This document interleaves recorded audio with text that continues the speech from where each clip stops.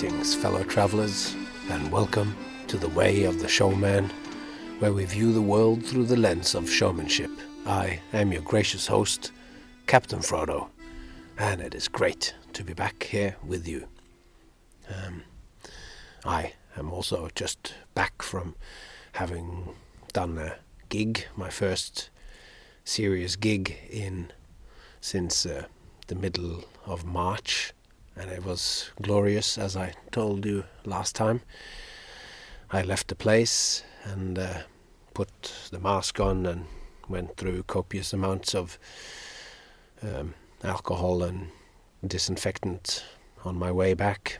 And on the way back, as I landed at the airport in Oslo, there was you can get tested for the COVID virus right there at the airport whilst you wait for your luggage. So there was 4 or 5 people ahead of me in line, and they were taking people in really quickly. So pretty much as soon as I was done with that test, which they called me if I have it, and I just was confirmed that the test was negative, which of course made me very sad. I'm a very positive man, but sometimes we just have to endure the lemons that life throws at you.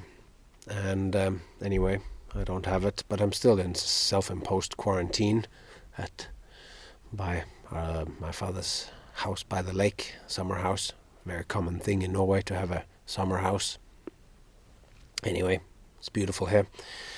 I'm no longer recording in a self-made cubby house. I'm instead recording in a bunk bed, which is a big step up for this career as a recording artist.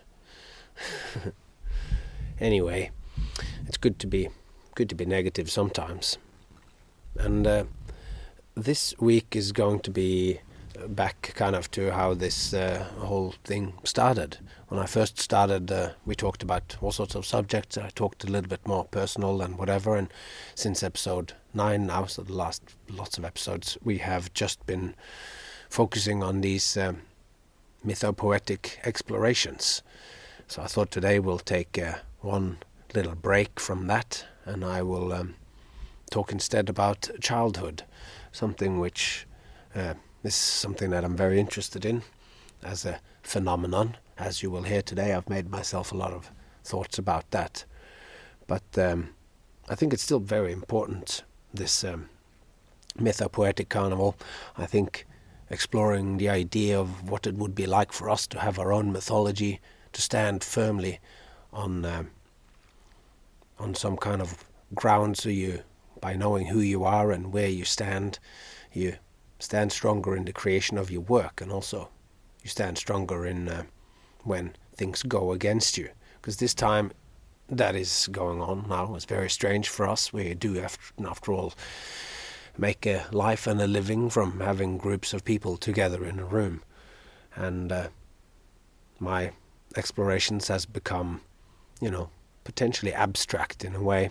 We've looked at showmanship I've been sort of trying to frame it in a much bigger context through all different things of evolution and philosophy and whatnot, deep psychology, through Jung, as we did a bit last week.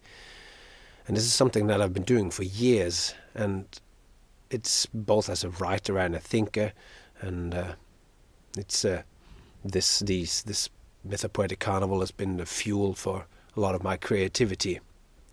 And anyway, this reimagining of ourselves and questioning of who we are.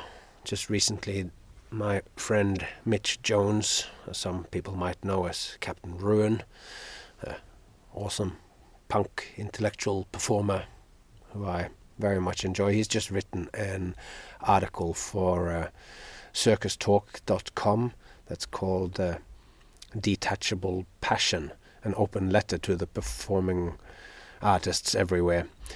And whenever he writes something, I absolutely recommend you go on reading this. And he is also exploring what it means to be a performer in these times when we can't get it together. And his thoughts are going more towards performers as part of of how we are sort of within the capitalist worldview, with making money from it, because we've all been trapped in this game, or some people might still have chosen to be there and whatever, but he questions whether, these are actually two different things. Are you doing this solely to create opportunities to make money? If that is the case, then this is an absolute disaster for you. But if we could disassociate our art from the direct thing of making money, if we ask ourselves that, are we still interested in showing our work and creating things if it is not making us money? If the answer is yes, then we can then start to look at our work in another way. Because today, maybe most of the things which are most needed are not nearly as financially rewarding as the things that are perpetuating the status quo. Maybe some of the artistic creations that we could be creating are not the ones that are going to make us the most money, so we wouldn't have noticed them or thought about them until now.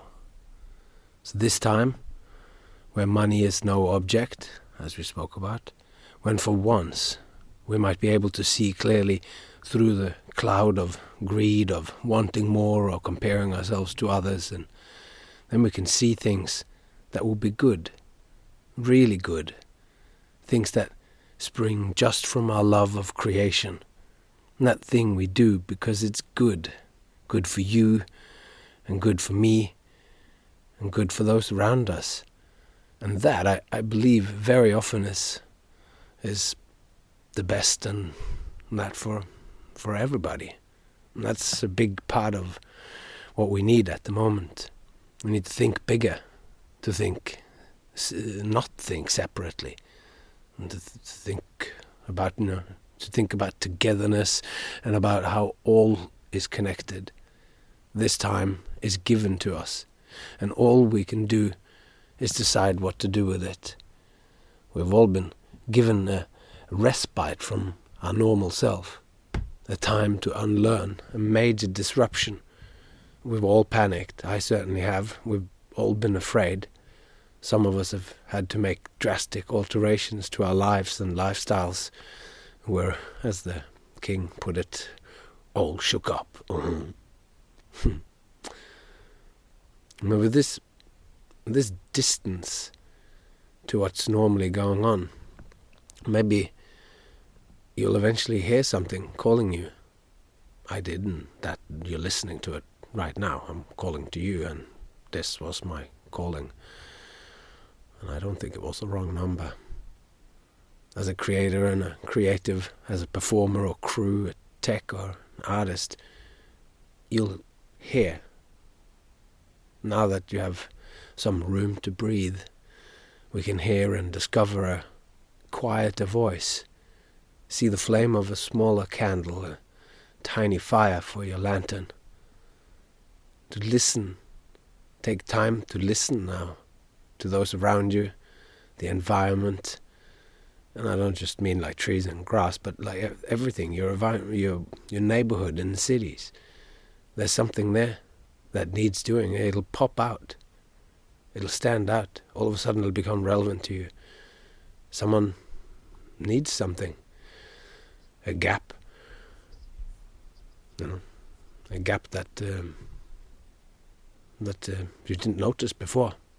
But not a it's just a gap that needs to be filled. Not a new market to be cashed in, but an opportunity for growth, for something meaningful, something which in the hustle and bustle of chasing our careers and making bacon and donuts, whatever we do, when that thing that we have just discovered would just seem silly and unthinkable. And look at me, talking about tarot as a secret doorway to an imaginary carnival and sacred clowns using mystic truths to change the world. Something I didn't think I would have time for. Not this much time. What you find might have seemed like a waste of time before you had the before you had the time to breathe and reflect, and to empty yourself out a little, so that there became some room for something new to enter. Maybe we can become artists that creates good art, fertile art, and not just fine art, or not just what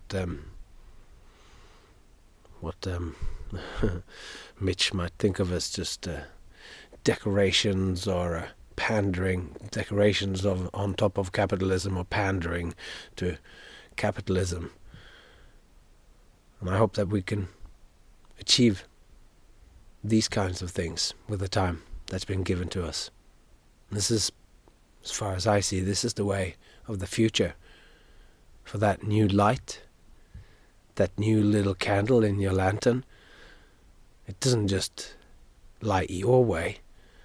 It can serve as a beacon for others who are lost as well. And if that's not what's important for the show man, us who shows man, who shows man the world, who are on the way, showing the way, if that's not important for us as a realization, then I am lost and looking for a lantern in the dark to guide me along the way. With all that said, I will not hold you further now, and we will delve into the world of ideas.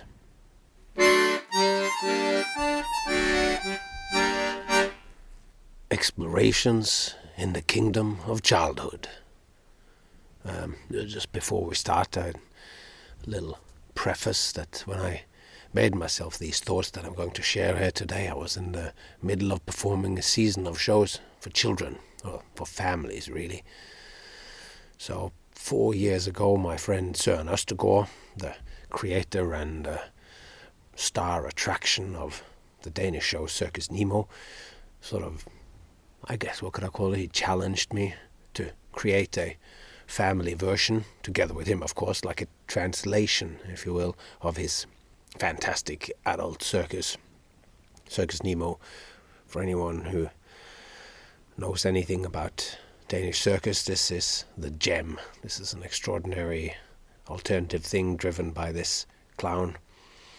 I guess you could call him character actor, extraordinary performer and improviser.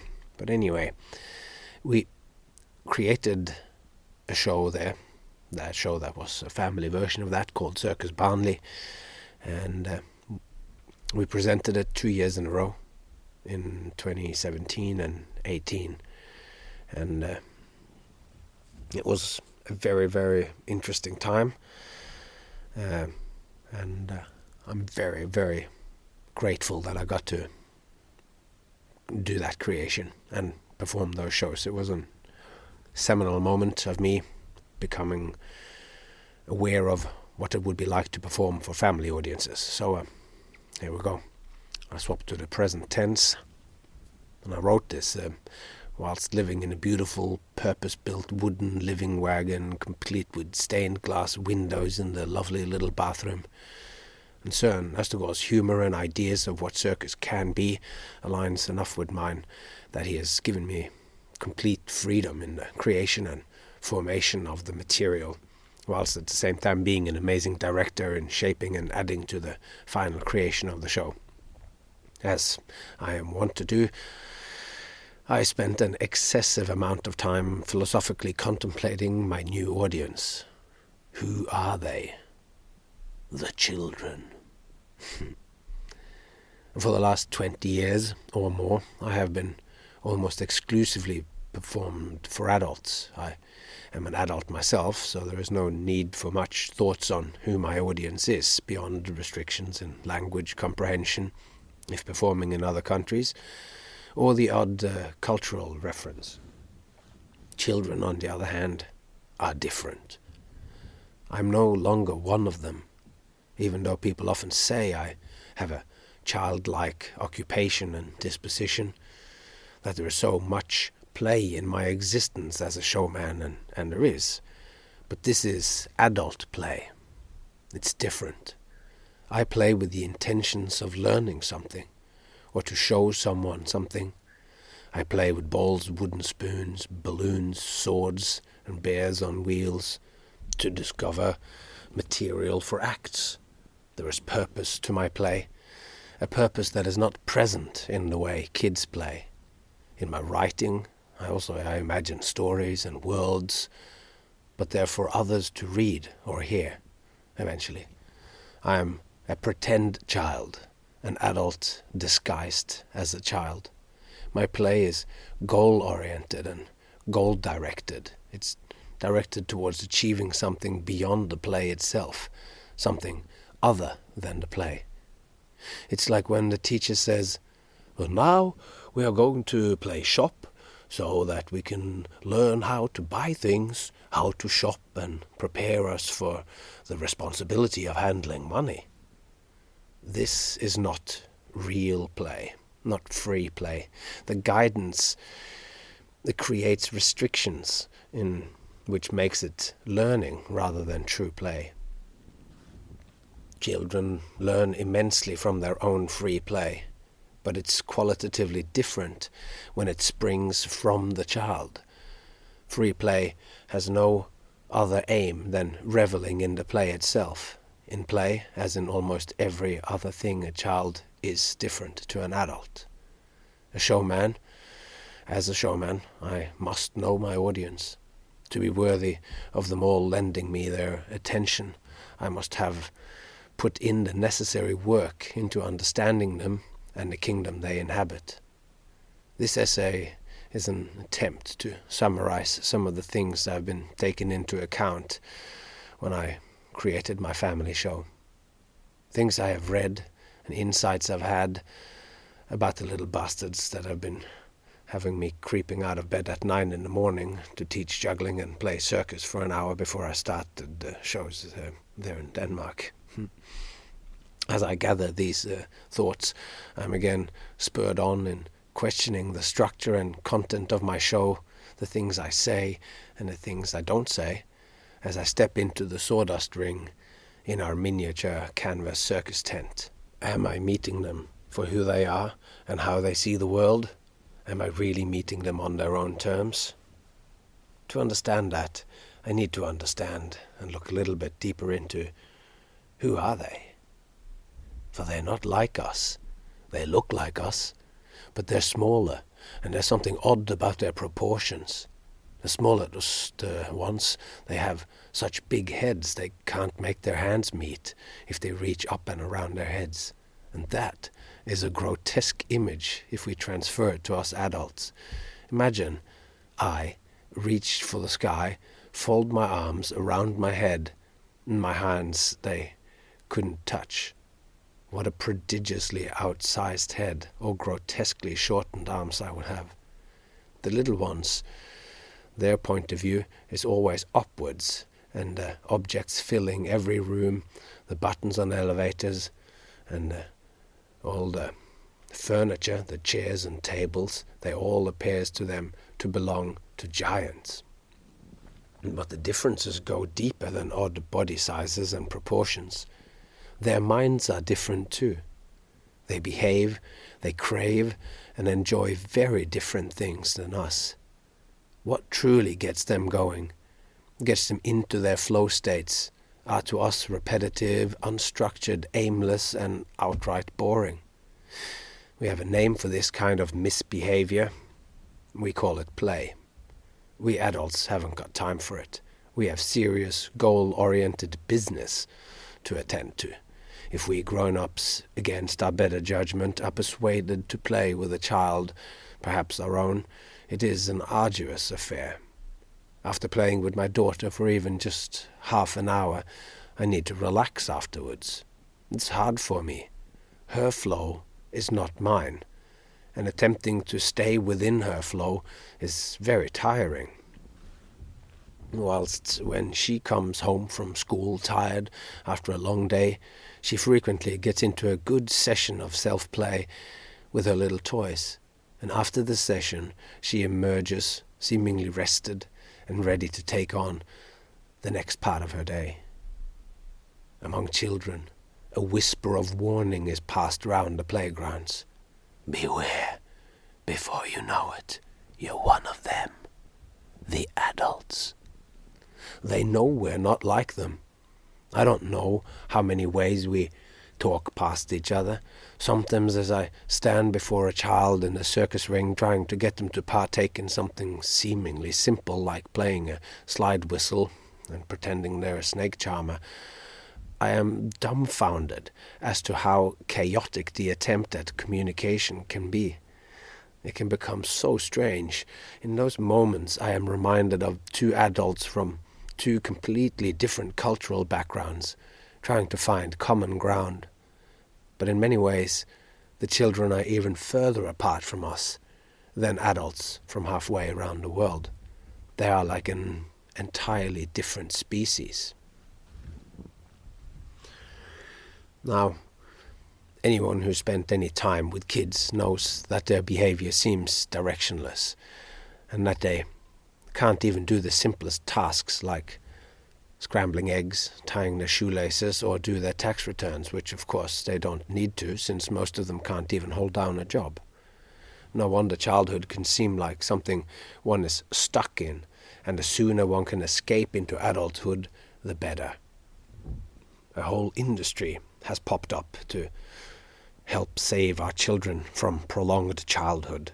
Educational toys, games, apps, TV shows, as well as genius programs in learning institutions that all are aimed at escalating brain growth and intelligence boosting potential of children, to rescue them from the time-wasting, pointless existence in the repressive kingdom of childhood.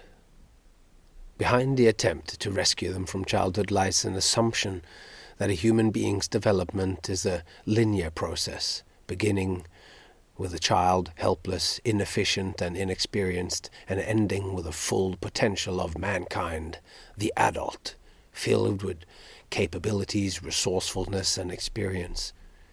If we can just skip past all the childish, time-wasting, and aimless play, we can get to the important stuff sooner. Adulthood is, after all, where all the important stuff happens. Biological adults, they partake in the evolutionary cornerstones of mate selection and reproduction, leading to child rearing, leading to me writing this article. Only in adulthood do we become productive members of society and learn to hold down a job, make money, scramble eggs, and fill out those tax returns. My question is whether the things children do and the ways they do them serves purposes beyond merely preparing them to become adults. Are their activities really only pointing to the future? Or do they perhaps also serve to fulfill the child at a particular stage they're at? Is it maybe important that the fulfillment happens in just those ways at exactly that time? Perhaps even this forms the foundation upon which the rest of the human is built. Without a solid and well-constructed foundation, very few things remain robust. And this is something, of course, that's very pertinent to us here, with me having gone through all these episodes of Mythopoetic Exploration in attempting to find a solid foundation to stand on. And there's 2 more episodes of that to come. But I digress. Let's look into metamorphosis. Because I mentioned that children are like a different species, but of course this is not entirely true. They behave and desire different things than adults do, but still they are us. The image that springs to mind is the butterfly. Its life cycle has several very distinct phases: egg, caterpillar, chrysalis, and butterfly. The caterpillar is not an immature, unfinished butterfly. It is a distinct animal in its own right, as perfectly adapted to its leaf-munching life as a butterfly is to its flying, nectar-drinking, mate-seeking existence. Both have been shaped to their own perfection by the great universal intelligence of evolution. What is good for the grub, necessary in fact, like eating prodigious amounts of leaves, are severely detrimental and unimportant to the butterfly. Neither one is more important than the other, and each one must realize their own needs to fulfill their destinies. Well, if I may use such a word about the grub. Children are not just unfinished grown-ups striving towards becoming adults. They are our caterpillar stage, an aspect of our species uniquely adapted to the demands their life and environment throws their way. They have their own demands, cognitive, physical, and emotional, and I don't think these can be developed and fulfilled by adult behaviors and solutions. As an excited student of evolution, I am pretty sure childhood as a thing has been shaped by evolution's non-random tools of natural selection, or death as it's also known. Those traits in childhood that aided the survival and optimization of the species, all stages of development included, are favored and passed on, one would have to presume. The characteristics of childhood should be as well adapted and important as any other adult trait. If any of our adult needs or passions aren't met, illness, mental or physical, is always close by, and such it must also be with childhood.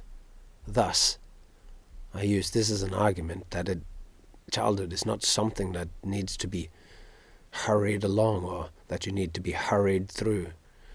Perhaps the regime in the kingdom of childhood is not as repressive as what it might first have appeared. Like with a symphony, the first movement is not just something that we have to endure so that we can get to hear the final chord of the final movement. We listen to and experience the richness of emotion, beauty, and thoughts that it inspires along the way. Each movement is to be enjoyed for its own unique contribution to the whole, leaving the final chord rich, majestic, and fulfilling exactly because of the sum and order of everything that led to it. If you fast forward through the first movements, the final chord becomes empty and pointless.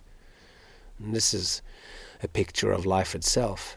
Enjoy it and participate fully in it as it happens, or else the final chord will become empty and will leave you at the end wishing you had paid more proper attention along the way. I would also expect the content, the proclivities and the delights that we find in the behavior of children to be evolution's optimal solutions to the problem of survival, and also the development of our abilities, mental, physical, and emotional. The way it all points to the future might be how a well-rounded, autonomous, pleasant, and self-assured individual, arriving out of the chrysalis stage of childhood into adulthood, with more luck in their healthy survival and enjoyment of life that will aid a good life and mate selection, and a serious business of being adult. What does kids do? If we now have some idea of who they are, what do they do? An example of things kids do that is good for them, but not necessarily so for adults, is the way they often believe they believe that they are more skilled than they really are. And apparently this is because children who overestimate their own abilities attempt more challenging tasks and persists longer than more realistic or rational children. And this increased persistence boosts learning.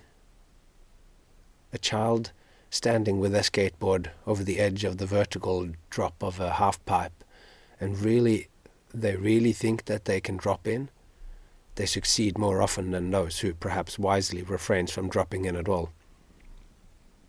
Also, if you ever see a child who tries to put on a show, you might know what I'm talking about. Their ability to perform the skills they say and imagine themselves presenting, as well as their abilities to keep our attention, fall short of great showmanship by adult standards. It's got some naive charm, but, in their minds, though, they're great. And this leads to persistence and enthusiasm, which might push them along the way of the showman into the greatest and most important showboys and girls the world has ever seen. At some point, their awareness grows, and the antics of the 3 to 7-year-olds change. They become better judges of their own capabilities. It's never fully aligned with reality, of course, and it never will be, even as adults. The Dunning-Kruger effect makes fools of us all. The Dunning-Kruger effect is the particular cognitive bias that people with low ability at a task, how they overestimate that little ability they have. They know just enough to not know that they don't know very much. That happens to all of us. By the time the kids become adults, the childish showmanship would be outright offensive and inappropriate, but for a kid it's charming and absolutely appropriate. Along the way, there is a metamorphosis, and the childlike traits vanishes or are transformed. I try to incorporate and encourage this behavior in my show. I use magic and silly props to make them achieve impossible things, like making something invisible float in the air. An egg from a chicken's phantom pregnancy flies under a red silk handkerchief. They don't know how they did it, because I make it seem like it is them who's doing it. But since I, an adult, claim that they succeeded, and the audience roars with positive response, I hope and think that it boosts the feeling of overconfidence in that child that's helping me in the ring, and also in the children watching it happen. Because the common denominator of old childlike behavior is play, a particular type of free play children wholeheartedly engage in if we adults leave them undisturbed long enough in a safe environment. And this is key. The environment must be such that the child feels it can fail without serious consequences. It's an as-if kind of attitude. It's a let's pretend. In many ways, a child's whole existence is about play. Through play, children make sense of the world. Engaged in it, they gain some control over their lives, giving them their first sense of autonomy. It also develops their creativity and gives them room to explore their whole personality. What better way for an individual to discover who they are? Knowing how important the environment is for stimulating play, I work hard to make sure the children in the circus tent, as well as the kid in the ring helping me, knows that they're about whatever it is that they're about to do. It's going to be easy, and that there is nothing they can do that is wrong. My body language, the way I talk, the time I take before getting to the task at hand, it's all aimed towards making them relax. It still does not always work, and I try to show them that we're all just playing, but the children in the ring often become dead serious. They can easily freeze up under the perceived pressure. I try very hard to not underestimate how easy it is for a child to feel pressured. Play is the child's work, my mother used to say. She was a Steiner Waldorf kindergarten teacher for most of her life. As children, this is important, I think, because children take play very seriously. And so should we adults do. Play serves many of the same functions that work does for adults. It gives children purpose, comfort, and it's fun. Most adult work does not tick all those boxes, but it should. Mine certainly does, or did until this pandemic. Anyway, for my family shows, play and playfulness are essential, and I aim to weave it throughout the performance. Playful is the way. The material in the show must be presented. Play needs time and a certain feeling of relaxedness. I try to find ways of making room for this in my routine, all of my routines, and let there be time to take side steps if the children suggest something or I see an opening. Give them room to breathe, think, and respond. I'm currently trying to tune into this every day as I perform. As the circus director of Circus Barnley. But also falls to me to drive the show forward, but still I search to balance this with a feeling of play. And then we get to this concept about time and place, that here and now is the official time and place of the kingdom of childhood. The expression FOMO floats around these days, fear of missing out, which is a pervasive apprehension that others might be having rewarding experiences from which one is absent. We parents have it about parties and whatever else we feel we're missing out on, but we also have FOMO on behalf of our children. We fear that they're missing out on future opportunities, be it school, university, or careers. Children, they don't live in the future, they live in the now. If we, as adults can protect them and give them a safe environment, then they will be consumed by the now, like the most ardent Zen practitioners, swinging their wooden swords with the intensity and seriousness of Rembrandt's paintbrushes. They will be in their flow zone, and at peak experience, so deep into creative and joyful experience that time never is long enough to satisfy their need for play. Of course, in the real world, sometimes the flow of play doesn't come, and the tragedy and the gravity of the situation is so severe that it is as if the boredom's immense gravitational pull slows down time itself, each second becoming a vivid and agonizing eternity. The now, the complete immersion, the ability to not worry about the future, is a common trait of the citizens of the kingdom. So don't break into a child's now with pointless interjections about what they're going to be when they grow up. Of course, adults want to know what kind of work they will be doing in the future, but from the child's point of view, they're already doing their work. They're playing. And this is possibly the most rewarding work they will ever undertake. And I consider myself an exile from this kingdom of childhood.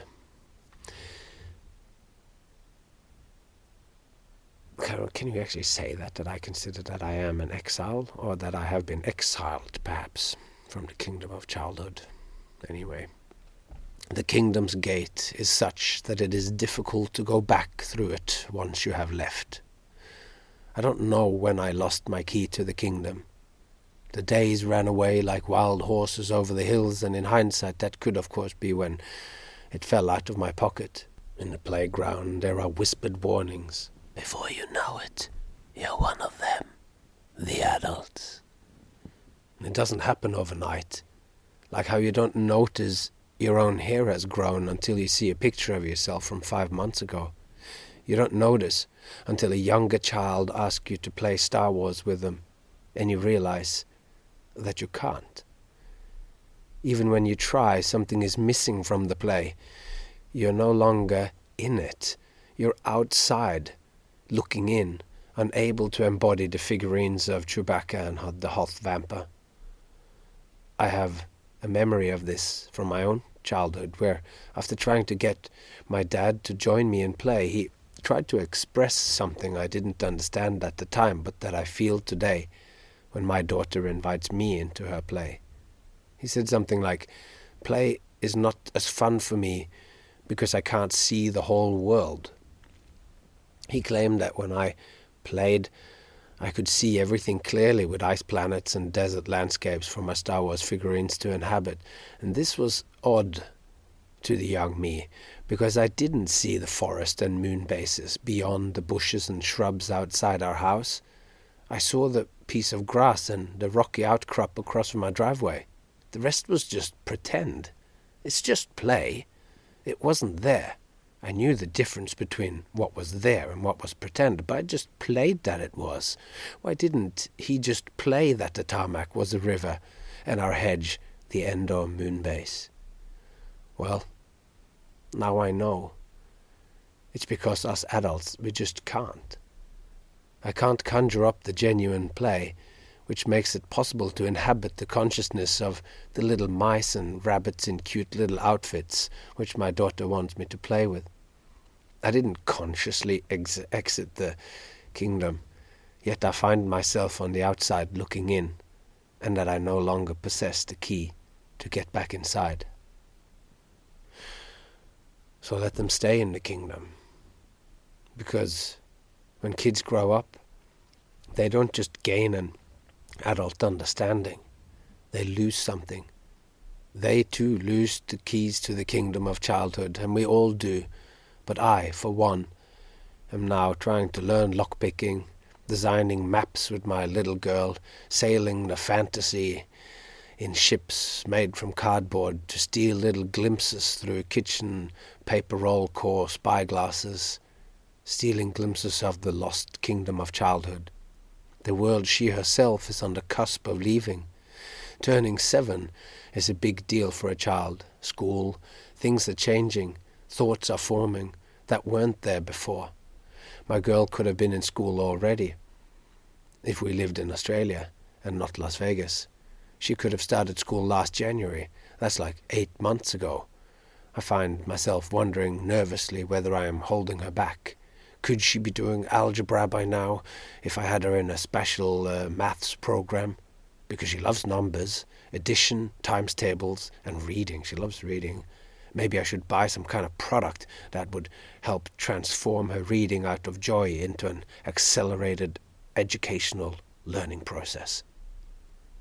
But then I see her piling every single one of her tiny toys and figurines into the toy-sized circus living wagon we bought her at the flea market in Copenhagen.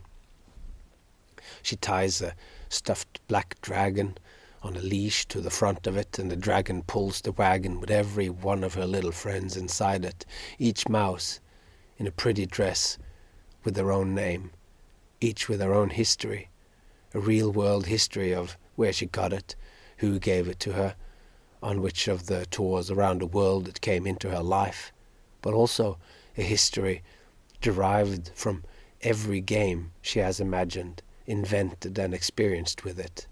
Ellie, the little antique one-of-a-kind baby elephant, to our little dog which we had to leave behind in Las Vegas, that he ate half the trunk of it. He just chewed it off when he was very little.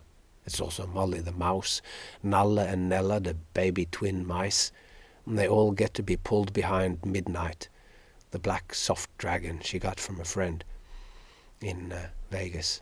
And they all journey together with my little girl around the kingdom of childhood, whilst I sit on the couch in my full-sized circus wagon, watching in envy from the outside, and becoming even more certain in my choice not to hurry her along. Yes, don't hurry them along, take our time. Now, I believe there's great depth and potential in showmanship as a way of life, what we've been exploring here. And what we do is valuable, important, and it can be a powerful tool to make the world a better place. And with this whole project, I want to bring integrity and real connection to the world from our stages and street pitches. And if you're along with me on this, if you're coming along the way with me, then I'd like this week for you to send a personal message to one of your friends. Send a personal message telling them about this podcast. I am confident they will be happy to hear from you and to hear about this and to join us along the way. And with that, all that's left to be said is take care of yourself, those you love, and I hope to see you all along the way.